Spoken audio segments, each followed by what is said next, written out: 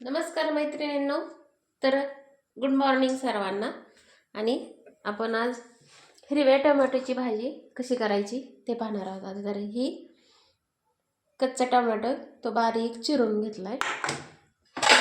आता ह्याच्यामध्ये तेल तापाय ठेवले आणि आपण जिरी आणि मोहरी टाकायची.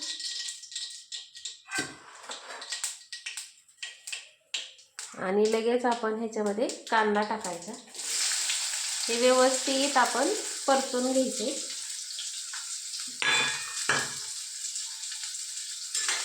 आणि कांदा परतला की नंतर आपल्याला टोमॅटो टाकायचे आणि तिखट हे नंतर टाकायचे. आपण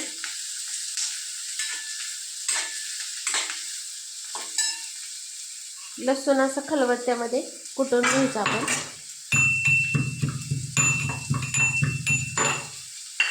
आणि हे थोड्या वेळ परतून द्यायचं. आता ह्याच्यामध्ये काय करायचं आपल्याला, थोडंसं किंचित नॉर्मल मीठ टाकायचं, म्हणजे कांदा आपला हा लवकर परतला जातो.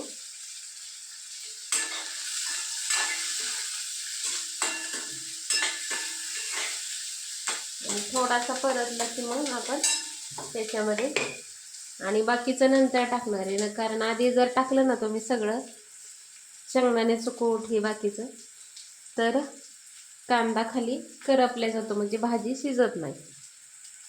तर आता 2 मिनिटं ह्याला परतून द्यायचे.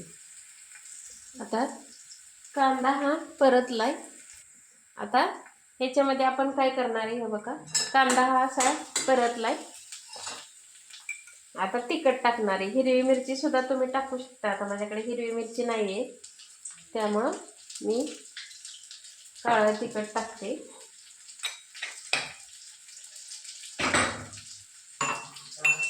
आणि लसूण पण ह्याच्यामध्ये टाकते.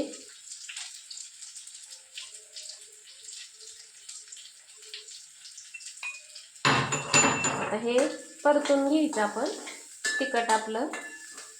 आणि तिखट परतल्यानंतर टोमॅटो टाकायचा.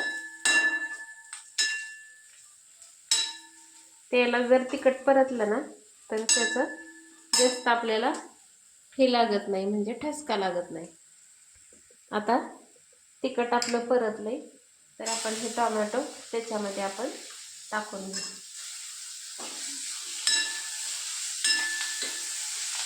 थोडंसं पाणी टाकायचं आपल्याला, लई नाही टाकायचं, किंचित.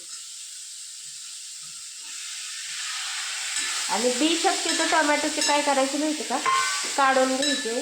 जेवढे तुम्हाला शक्य होतील ना तेवढे तुम्ही धुण्यामध्ये घालून टाकायचे.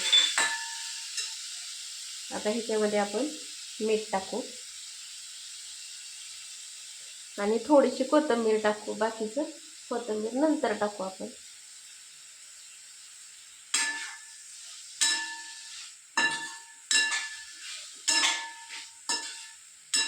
आता तुम्ही बघू शकता की भाजी कशा प्रकारे दिसते. आता ह्याच्यात ना नॉर्मल पाणी टाकायचं थोडंसं.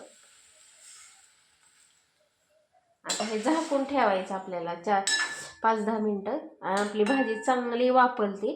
आणि नंतर आपण ह्याच्यामध्ये कूट टाकणार आहोत कुटून. आणि मोठं मोठं टाकायचं तुम्ही. हे बघा, असं झाकून ठेवायचं आणि मोठं कूट टाकायचं, मोठं कुटायचं भरडं भरडं. ते आता मी खलबत्त्यामध्ये कुटते. हे बघा शिजल्यानंतर कशी दिसते भाजी. आता ह्याच्यामध्ये काय करायचं आपण, हे बघा अशा प्रकारे कूट करून घेतलंय. आमच्या इकडं प्रत्येक भाज्यामध्ये कूट वापरलं जातं. काही काही भाज्यामध्येच नाही वापरत, काही काही भागामध्ये अजिबात कूट वापरत नाही.